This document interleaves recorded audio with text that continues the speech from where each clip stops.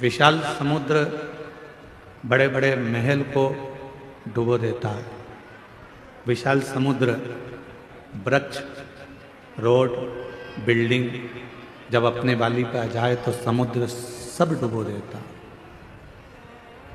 पर वो विशाल समुद्र के अंदर यदि तेल की एक बूंद गिर जाए तो क्या वो समुद्र उस बूंद को डुबो देता है?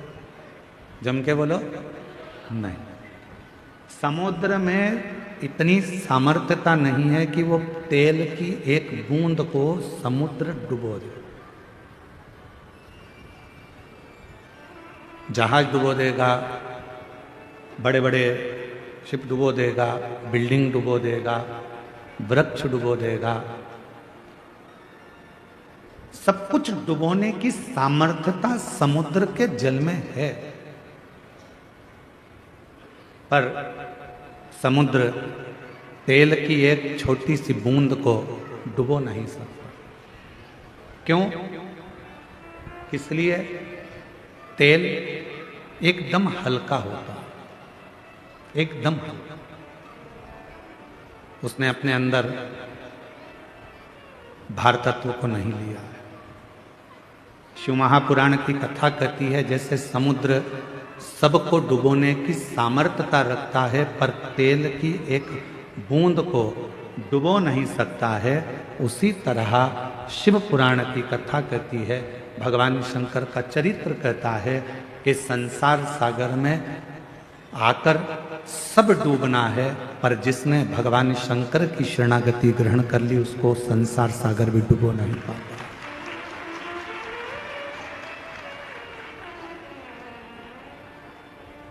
उसको संसार सागर डुबो नहीं सकता। संसार सागर में भी आने के बाद यदि भगवान की अविरल भक्ति को धारण करा है, शिव नाम लिया है, भगवान शंकर का भजन किया है, मंत्र जाप किया है, नाम जाप किया है, तो किसी की सामर्थ्यता नहीं है कि वो आपको डुबो दे। अकाल मृत्यु वो मरे जो काम करे चंडाल का, काल उसका क्या बिगाड़े जो भक्त हो महा काल का। जो शिव का उपासक हो, जो भगवान शंकर की आराधना में डूबा रहता हो, फिर काल उसका कुछ नहीं बिगाड़ सकता।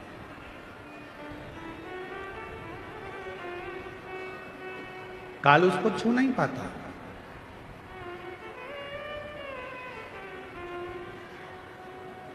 उसको छूना बड़ा कठिन हो जाता है।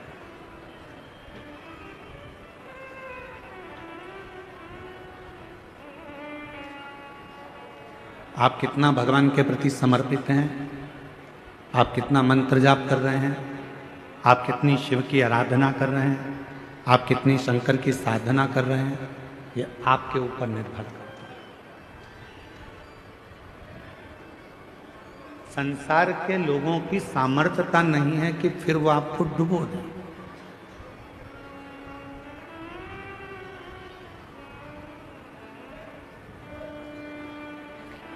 यहाँ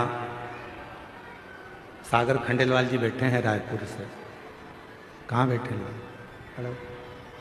इन्होंने जब इनके यहाँ कथा हुई तो कथा होने के बाद इन्होंने अपने घर के बाहर एक बहुत बड़ा, लगभग वह स्टेज का आधे भाग में आधा भाग इतना बड़ा श्री शिवाय नमस्तुभ्यम इन्होंने अपने घर के ऊपर लिखा, अंकित करवाया। तो सूचना मिली हमको, फिर हमने इनसे बात करी कि ये श्री शिवाय नमस्तुभ्यम आपने इतना बड़ा लिखवाया, छोटा भी लिख सकते थे, क्यों लिखा? तो सागर खंडेलवाल जी कहते हैं, गुरु जी, आता जाता व्यक्ति चाहे वो जीव हो, जंतु हो, पशु हो, पक्षी हो, चाहे मनुष्य हो, किसी भी रूप में अगर श्री शिवाय नमस्तुभ्यम देखेगा तो वो तर जाएगा, इसलिए उसका विशालतम स्वरूप हमने अंकित किया। विशाल, मैं धन्यवाद देता हूं आपको बहुत बहुत साथ। बैठिए। एक मंत्र, एक जप, एक साधना, एक आराधना जब हम मूल रूप से ग्रहण करते हैं मूलतः के साथ जब हम उसको भजते हैं तो वो हमें सुख देता है, हमें आनंद देता है।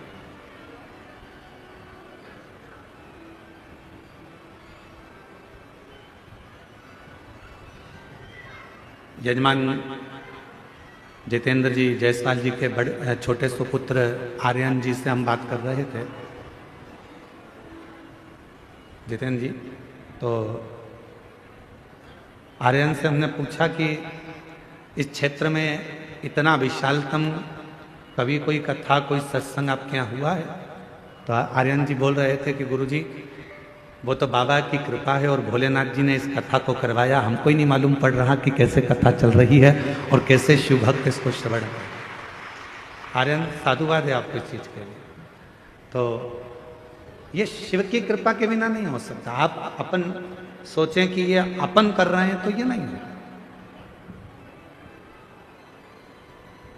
मेरा आपकी कृपा से सब काम हो रहा, मेरा आपकी कृपा से सब काम हो रहा, करते हो भोले बाबा मेरा नाम हो रहा है, करते हो भोले बाबा मेरा नाम हो रहा है, भोले आपकी कृपा से सब काम हो रहा है, शंभु आपकी कृपा से सब काम हो रहा है। जरूरी नहीं कि जिंदगी में हम आए हैं और हम जैसा सोचें वैसा ही हो। जरूरी नहीं है कि हम संसार सागर में, देखो भगवान ने आपको और हमको जन्म दे दिया, शरीर कैसा देना था ये उसको मालूम, हमारे पूर्व का कैसा कर्म था उसके अनुसार हमारा शरीर मिला। आपको और हमको जो शरीर मिला ये हमारे पूर्व के कर्म के अनुसार। आप सुंदर बनकर जन्मे, भगवान की कृपा है। आपके हाथ भगवान ने दिया, भगवान की कृपा है। आपके पांव भगवान ने दिया, भगवान की कृपा है। नेत्र दिए, भगवान की कृपा है। जिह्वा दी, वाणी दी, भगवान की कृपा है। श्रवण शक्ति दी, भगवान की कृपा है। बुद्धि दी, भगवान की कृपा है। शरीर कैसा देना था यह परमात्मा ने हमारे पूर्व का स्मरण कर कर, पूर्व के खातों को देखकर तब भगवान ने हमको दिया। यहाँ जितने लोग बैठे हैं, अगर आप में से किसी ने लोन लिया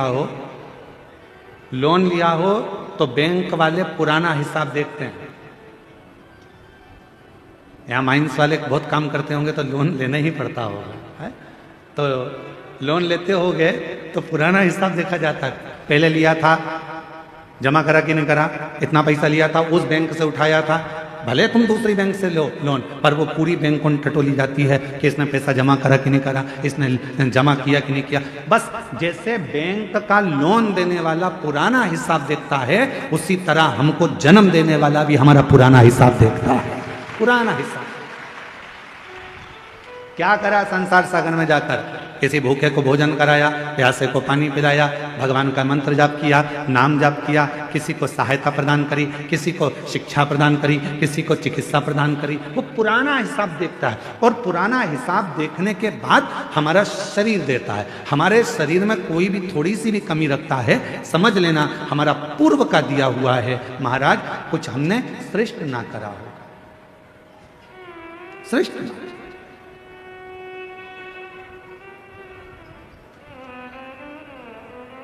धृतराष्ट्र नेत्र नहीं है। एक बार भगवान द्वारकानाथ से धृतराष्ट्र ने पूछ लिया, क्या बता सकते हो कि मेरे नेत्र क्यों नहीं है?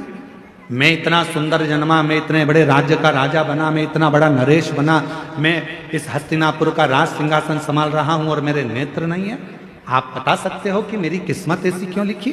भगवान द्वारकानाथ ने कहा, पूर्व जन्म में तुम एक सुंदर राजकुमार थे, एक हंस को देख लिया था, उस हंसनी को पकड़ने के चक्कर में वो तुम्हारे हाथ ना आई तो उसके साथ में जितने भी लोग बच्चे थे उन सब के नेत्र तुमने हर लिए थे, इसलिए तुम्हारे नेत्रों को हरा गया। पूर्व का कर्म। कोई पिछले जन्म के अच्छे कर्म मुझे बाबा दे, कोई पिछले जन्म के अच्छे कर्म मुझे बाबा तेरा साथ मिला। जहाँ सारी दुनिया झुकती है, जहाँ सारी दुनिया झुकती है, मुझे वो आली दरबार मिला, दरबार मिला। कोई पिछले जन्म के अच्छे कर्म मुझे बाबा तेरा साथ मिला। पूर्व का हमारा कोई अच्छा पुण्य होगा, अच्छे हाथ पैर दे दिए। पूर्व का हमारा कोई पुण्य होगा, बोलने के लिए वाणी दे दी। पूर्व का अच्छा पुण्य होगा, देखने के लिए नेत्र दे दिए महाराज। और भगवान ने सब कुछ दिया, पूर्व का पुण्य। और फिर याद रखो, हमारे और आपके पिछले जन्म का कोई अच्छा कर्म होगा जो शिव महापुराण की कथा कच्चे गांव में दे दी, ये पुण्य है।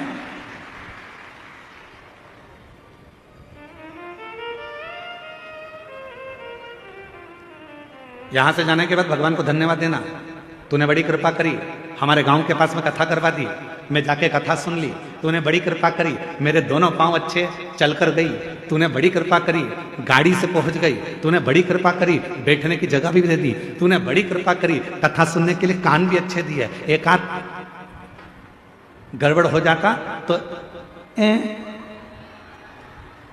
फिर ध्यान लगा कर सुनना पड़ता। तूने बड़ी कृपा करी, मेरे दो नेत्र दिए, अगर एक भी गड़बड़ कर देता तो देखने में आनंद, दर्शन में आनंद नहीं आता। तूने बड़ी कृपा करी कि मेरी मुख में वाणी दी, महाराज जब भजन गा रहे थे उनके साथ मैं भी गा रही थी। ये तेरी कृपा है, ये तेरी उदारता है, ये तेरी करुणा।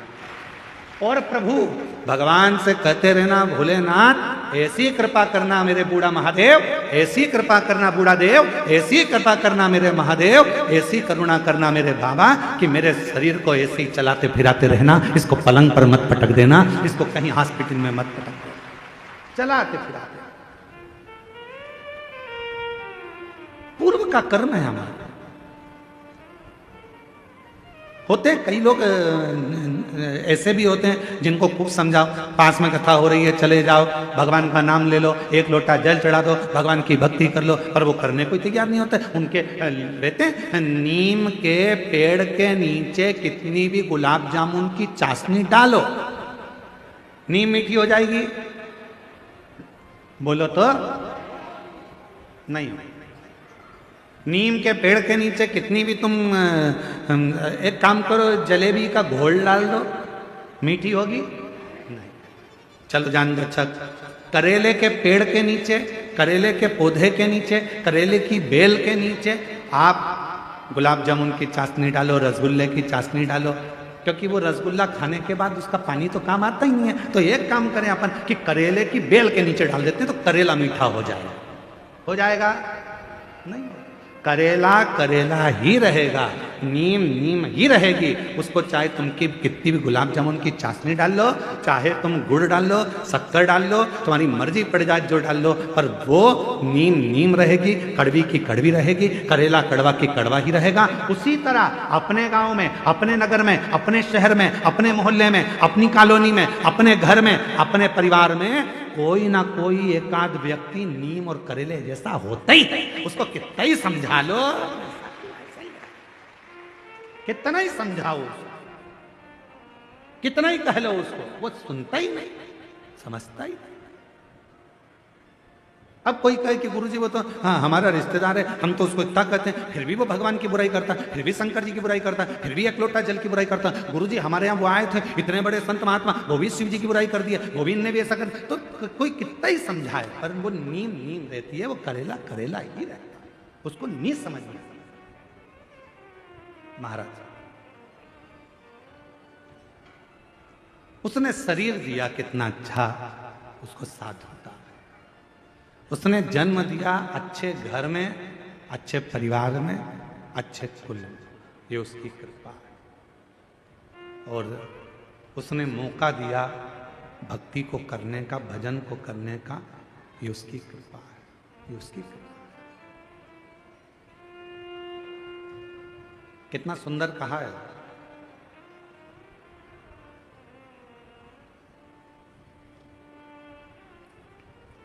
एक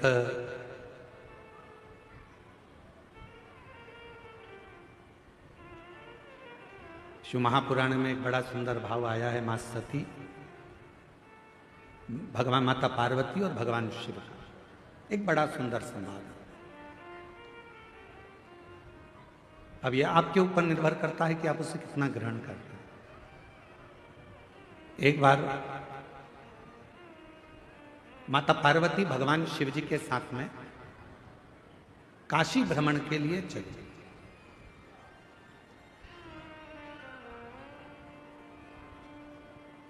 नंदी पर बैठकर मां पार्वती जी बाबा भोलेनाथ जी के साथ चले।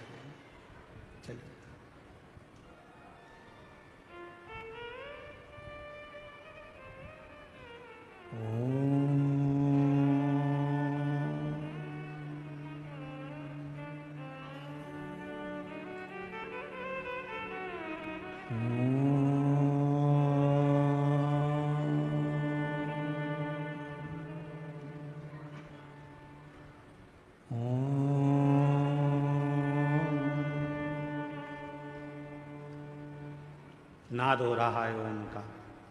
पार्वती जी के कानों में शब्द गया। घूम कर देखा मां पार्वती जी ने कहां से आवाज आ रही।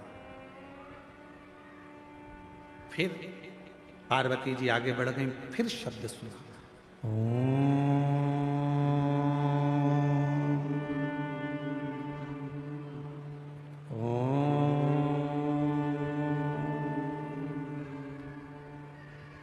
फिर चली। पार्वती जी ने नंदी को रोका, नंदी रुको, जरा ठहरो नंदी। रुका नंदी। शिव जी ने पूछा पार्वती क्या बात है, तुमने नंदी को क्यों रोका है? पार्वती जी कहती है मुझे कोई मंत्र का जाप कर रहा है, कोई मंत्र बज रहा है, और कोई मंत्र का जाप कर रहा है, इसलिए मेरा मन कर रहा है कि एक बार उसको देखूं तो सही कौन मंत्र का जाप कर रहा है।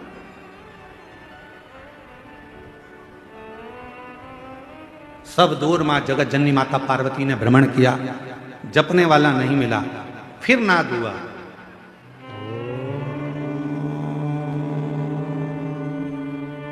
आप भी बोलो साथ में। लंबा स्वर बनाकर ओम का उच्चारण करने से नेत्र की ज्योति बढ़ती है। लंबा उच्चारण करने से, ओम का नाद करने से बुद्धि में एक अंदर कंपन उत्पन्न होता है। उससे पैरालिसिस की बीमारी, लकवे की बीमारी नहीं होती है। ओम का लंबा उच्चारण करने से अगर शरीर में हाथ पैर में कंपन होता है, चाय का कप या अपनी उंगलियां या हाथ कांपने लगते हैं, तो वो कंपन दूर होता है। आप भी साथ में बोलिएगा, लंबा उच्चारण करना।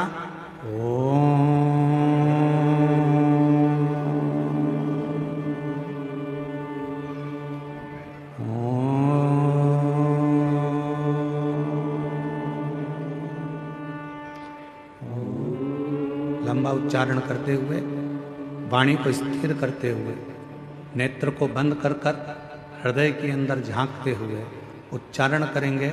लकवे की बीमारी नहीं होगी, पैरालिसिस नहीं होगा, हाथ का कंपन दूर होगा और बुद्धि तीव्र होगी। साथ में बोलते चले।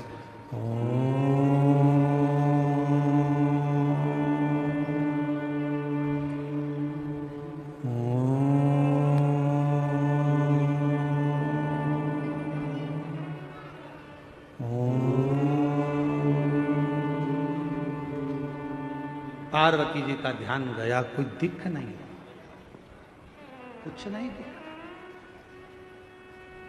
आपने जब ओम का नाद किया होगा, नेत्र बंद कर कर आपको ऐसा लगा होगा हमारे दिमाग में कुछ बारीक सा कीड़ा चल रहा है, कोई प्रवेश कर रहा है। वो शिव तत्व है, वो शंकर है, मां ढूंढ रही है, कोई दिखता नहीं है। शिवजी कहने लगे पार्वती चलो, कहां तुम यहां वहां ढूंढ रही हो, किसको खोज रही हो?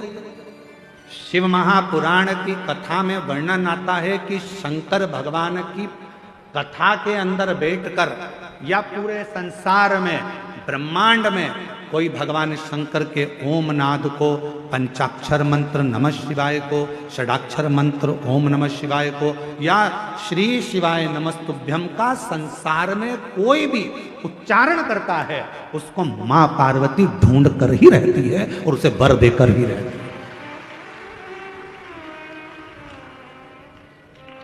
मेरी मां जगत जननी उसको वर प्रदान करती है।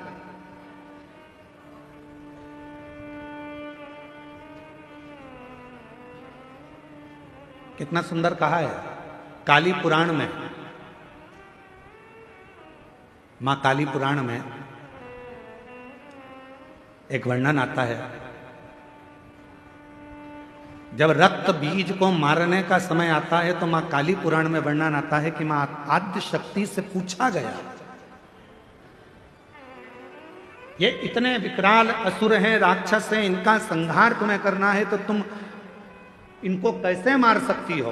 तो मां आद्य शक्ति काली पुराण में वर्णन आता है कि मां आद्य शक्ति ने कहा, जब मैं किसी एक मंत्र को पकड़ लेती हूं और उस मंत्र का बार बार उच्चारण करती हूं तो वो मंत्र मुझे अंदर से शक्ति प्रदान करता है और रक्त बीज जैसे राक्षस तो यूं ही मर जाते हैं, असुर संहार हो जाता। नेत्र बंद कर सब एक बार फिर उच्चारण के साथ लंबे ओम नाद, शरीर के रोगों को दूर करने के लिए, शक्ति को प्रदान करने के लिए, शिव भक्ति को प्रदान करने के लिए। जितने आस्था चैनल पर बैठे हैं, जितने फेसबुक यूट्यूब के सामने कथा सुन रहे हैं, जितने पंडाल में कथा सुन रहे हैं, बड़े प्रेम के साथ लंबी श्वास के साथ में उच्चारण करेंगे, मां आद्य शक्ति हमको स्मरण करेगा।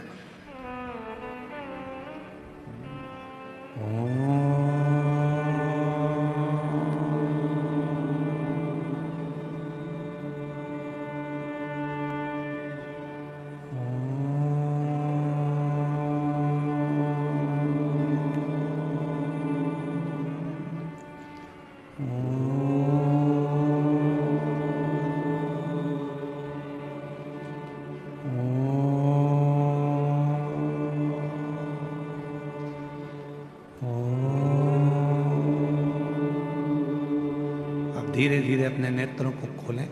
शिव नाम का स्मरण सुख प्रदान कर, सुख, एक शक्ति, एक बल, एक ऊर्जा भगवान के नाम। काली पुराण में कहा मां आद्य शक्ति दुर्गा भवानी ने कि मैं रक्त बीज असुर का संहार तो भगवान के नाम के उच्चारण से कर देती। याद रखना, दुनिया के लोग पूछते हैं श्री शिवाय नमस्तुभ्यम में क्या है, श्री शिवाय नमस्तुभ्यम बोलने से क्या होता है, श्री शिवाय नमस्तुभ्यम दरवाजे पर लिखने से क्या होता है, श्री शिवाय नमस्तुभ्यम अपनी गाड़ी पर लिखवाने से क्या होता है, श्री शिवाय नमस्तुभ्यम अपनी फैक्ट्री पर लिखवाने से क्या होता है, श्री शिवाय नमस्तुभ्यम अपनी दुकान पर लिखवाने से क्या होता है।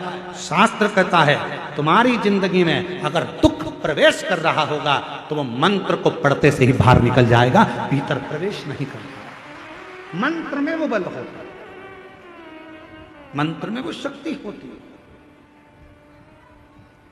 श्री शिवाय नमस्तुभ्यम, श्री शिवाय नमस्तुभ्यम, श्री शिवाय नमस्तुभ्यम। बोलो बोलो सब बोलो, श्री शिवाय नमस्तुभ्यम, श्री शिवाय नमस्तुभ्यम, श्री शिवाय नमस्तुभ्यम। उस मंत्र का उच्चारण करना मूल हो जाता है। पार्वती मैया ढूंढ रही हैं, कोई मिलता नहीं है। शिवजी उनको ले गए काशी में एक स्थान पर, तट पर मां गंगा के बैठ गए। शंकर भगवान को नमन कर कर मां पार्वती जी वहां से चल दी और पार्वती मैया भ्रमण करने के लिए गई, ढूंढने के लिए गई। जो मंत्र जप रहा था, जो मंत्र का उच्चारण कर रहा था, जो मंत्र को पढ़ रहा था, वो कौन है, कहाँ है, दिखता नहीं है। मां उस पार्वती मैया उस काशी खंड के अंदर, मां काशी की नगरी में उस जीव को ढूंढ रही हैं, जो उच्चारण कर रहा है, जो जप रहा है, मंत्र का उच्चारण कर रहा है। और तभी पार्वती मैया भ्रमण करने के लिए निकली। ढूंढते ढूंढते ढूंढते ढूंढते मां आद्य शक्ति, मां जगत जननी, मां पार्वती जी उस व्यक्ति को देख, वो मिल गया जो मंत्र का जाप कर रहा था। वो मिल गया। जो मंत्र का उच्चारण कर रहा था वो प्राप्त हो गया। जो मंत्र को भज रहा था मिल गया।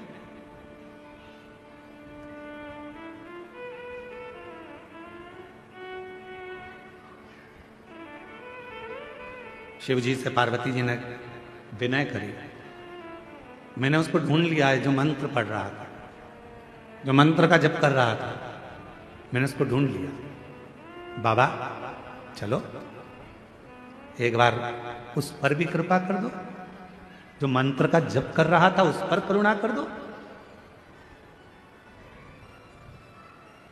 शिव जी बहुत तेज हंसे, ढाका लगाकर खूब तेज बाबा भोलेनाथ हंस दिए। अब पत्नी कुछ कहे और पति जम के हंस दे तो पत्नी को गुस्सा आने लगता है बहुत तेज। मैं तुमसे कुछ कहती हूं और तुम मेरी बात को हवा में उड़ा देते हो। मैं तुमको कुछ कहती हूं और तुम हंस के निकाल देते हो। मेरी बात तो तुम सुनते ही नहीं, मेरी बात तो तुम स्वीकारते ही नहीं। पति हंस देता। अब कौन समझाए कि पत्नी कुछ कहती है तो पति क्यों हंसता है? उसका एक कारण है कि धर्म पत्नी की बात पर पति इसलिए हंसता है कि तू कोई सी छोटी छोटी बात को अपने माइंड में क्यों लेती है। मैं हूं ना, तुझे मुझ पे भरोसा है ना, तो फिर क्या टेंशन है? तुम्हारे भाई ने ये कर दिया, तुम्हारी बहन ने ये कर दिया, रिश्तेदार ने ये कर दिया, नातेदार ने वो कर दिया। अरे आग लगे बस्ती में, अपन रहो मस्ती में। क्या किसको रोइए?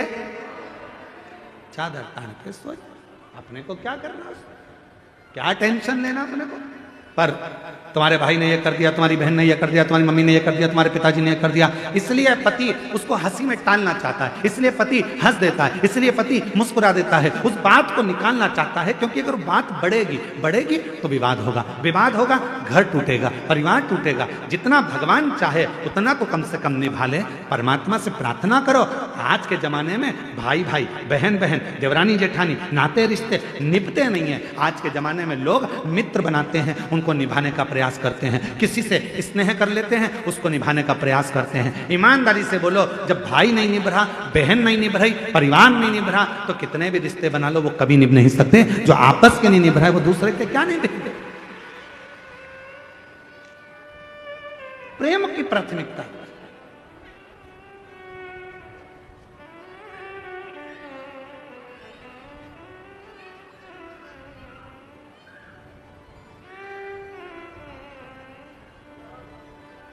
हमारे यहाँ कुबेरेश्वर बाबा के पवित्र धाम में कई लोग आते हैं, साथ में बर्तन भी लाते हैं, आटा भी लाते हैं, दाल भी लाते हैं, चावल भी लाते हैं। और पीछे बेलपत्री की जहाँ वाटिका है, वहाँ जहाँ बट वृक्ष है, वहाँ कहीं पर भी बैठकर अपना भोजन बनाते पाते, परिवार के साथ बैठकर भोजन करते। उनको देखकर हमें बड़ी प्रसन्नता होती है।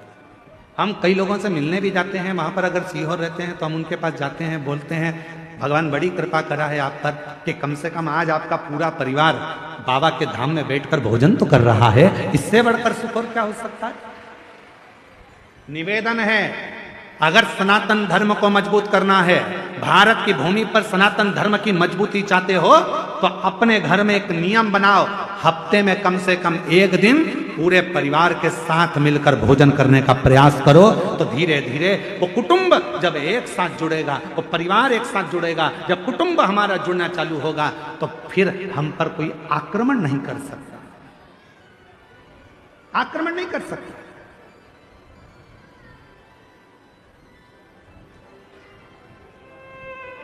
पहले ऐसा नियम था, जिसका बड़ा घर होता था ना उससे लोग झगड़ा कम करते थे। पहले देख लेते थे कितने भाई हैं, 9, उनके बच्चे कितने हैं, सबके मिला के 12। पहुंच मत जाना, धुन देंगे पकड़ के, चले ही मत जाना। देखते थे बड़ा परिवार है, झगड़ा नहीं करना, बड़े परिवार है, लड़ना नहीं है, बड़ा परिवार है, इनकी बहुत दूर दूर पहचान है, वहाँ वहाँ वहाँ सब भाइयों की, एक की ससुराल उसकी यहाँ है तो एक की ससुराल उसके यहाँ है, 9 तो यही है, ससुराल वाले गिन लो तो ऐसे 150 200 हैं। भीड़ मत जाना, लड़ मत लेना। विचार लड़ाई ना हो। परिवार में, कुटुंब में एकजुटता रखिए, थोड़ा जुड़ने का प्रयास करो, थोड़ा जोड़ने का प्रयास करो। अब शिव जी मुस्कुरा दिए, भगवान शंकर बहुत तेज ठाका लगाकर हंसे, और बाबा देवादिदेव महादेव ने जैसे ही ठाका लगाकर हंसे, शंकर भगवान जैसे ही हंसे तो पार्वती जी को थोड़ा सा गुस्सा आ गया। पार्वती जी ने कहा, प्रभु मैं इतनी जरूरी बात आपसे कह रही हूं और आप हंस रहे, आप मुस्कुरा रहे। भगवान भोलेनाथ जी ने कहा, पार्वती तू क्या कहना चाहती है मैं जानता हूं। तो पार्वती जी ने कहा, बताओ क्या कहना चाहती है। शिव जी कहने लगे, पार्वती तू कहना चाहती है कि वो जो मंत्र जप रहा है उसको वर प्रदान करने चलो, उसको आशीर्वाद देने चलो। पर पार्वती मैं उसको वर प्रदान करने नहीं जाऊंगा, मैं उसको आशीर्वाद देने नहीं जाऊंगा। पार्वती जी कहने लगी, ऐसा तो हो नहीं सकता, आपको चलना तो पड़ेगा। पार्वती जी कहने लगी, क्यों नहीं जाओगे। शंकर भगवान बोले, पार्वती बात इतनी सी है, जो वो मंत्र का जप कर रहा है, ओम का उच्चारण तो वो सही कर रहा है, पर मंत्र के बीच में एक त्रुटि कर रहा है। ओम का उच्चारण सही कर रहा है, पर मंत्र के बीच में एक त्रुटि कर रहा है। उस त्रुटि में वो मंत्र जप रहा है अमर होने का, पर उस मंत्र में एक त्रुटि है, एक गलती है, जिसके कारण वो मांग रहा है अमर होना, दिल से चाहता है अमर होना, पर मंत्र में गलती के कारण वो बोल रहा है कि मैं अभी मर जाऊं। एक गलती हो रही है उसके मंत्र में, एक त्रुटि हो रही है उसके मंत्र में। वो मृत्यु को मांग रहा है और भजन कर रहा है अमर होने का, तप कर रहा है अमर होने का, साधना कर रहा है अमर होने का, और मंत्र पढ़ रहा है मरने का। अब तुम बताओ क्या करूं। तो पार्वती जी बोली, भोलेनाथ जी ये तो बहुत बड़ी बात हो गई, आप कुछ मत दो उसको, चलो आप तो हमारे साथ वापिस कैलाश चलो। शिव जी कैलाश पहुंचे और भगवान देवादिदेव महादेव जैसे कैलाश पहुंचे, पार्वती जी चुप चुप रहने लगी, बोलती नहीं थी, बहुत मौन रहती थी। मौन रहती तो एक बार षडानंद कार्तिकेय जी ने पूछ लिया, मैया क्या बात है, तुम बोलती क्यों नहीं हो, आजकल बहुत चुप रहती हो। गणेश जी ने पूछा, माँ आप बोलती नहीं हो, बहुत चुप रहती हो, कुछ बोलती नहीं हो। शंकर भगवान को मालूम पड़ा कि पार्वती कुछ बोलती नहीं है, आजकल चुप रहने लगी है। तब शिव जी ने पूछा, पार्वती बात क्या है, जिस दिन से तुम काशी से आई हो उस दिन से तुम मौन हो, चुप हो, कुछ बोलती क्यों नहीं हो। तब पार्वती जी ने कहा, स्वामी मेरे मन में एक संशय है। क्या संशय है पार्वती। मेरे मन का संशय यह है स्वामी कि वो जो काशी में जप रहा था, मंत्र गलत पढ़ रहा था और मांग सही रहा था, ऐसे ना जाने संसार में कितने लोग होंगे। महाराज भोले बाबा, आपके डमरू की नाद से, आपके गंगा की धार के जल से करोड़ों करोड़ों मंत्र बने हैं। शिव जी से कह रही है मां पार्वती की सबसे ज्यादा दुनिया में अगर कोई मंत्र प्रकट हुए हैं तो शंकर भगवान आपके द्वारा प्रकट हुए हैं। इतने करोड़ों मंत्र लोग अगर बोलेंगे उसमें कोई त्रुटि होगी तो बेचारों का क्या होगा। इसलिए कुछ कृपा करो, कुछ कृपा करो। शिव जी ने कहा, मांग तुझे क्या चाहिए पार्वती। पार्वती जी कहती हैं, प्रभु बस ऐसी कृपा कर दो कि कोई कैसा भी जपे, गलत भी जपे, चाहे सत्य भी जपे, सही भी जपे, चाहे वो गलत भी जपे, तो भी उसको नरक ना भोगना पड़े, वो आपके धाम सारी कामनाएं प्राप्त कर कर आपके धाम में पहुंच जाए। ऐसा बात, बस इतना सा बात। शिव जी ने कुछ बोला नहीं, चुप रहे। अभी तक मां पार्वती जी चुप थी, भगवान भोलेनाथ चुप हो गए, बोले नहीं। और मंत्र जपने वाले दुनिया के लोग मंत्र जप रहे,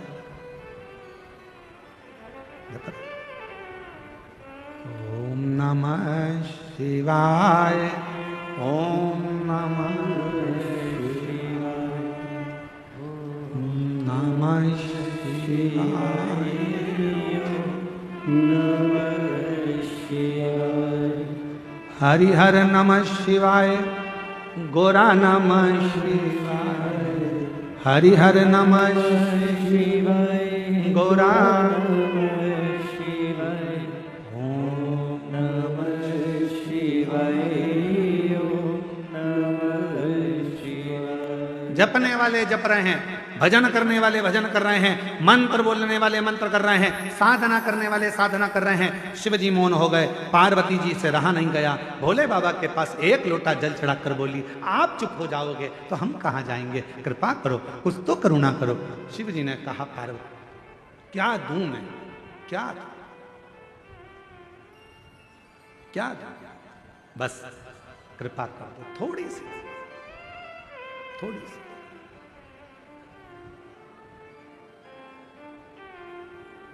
आप तो दयालु हो। पार्वती जी ने कहा, मैंने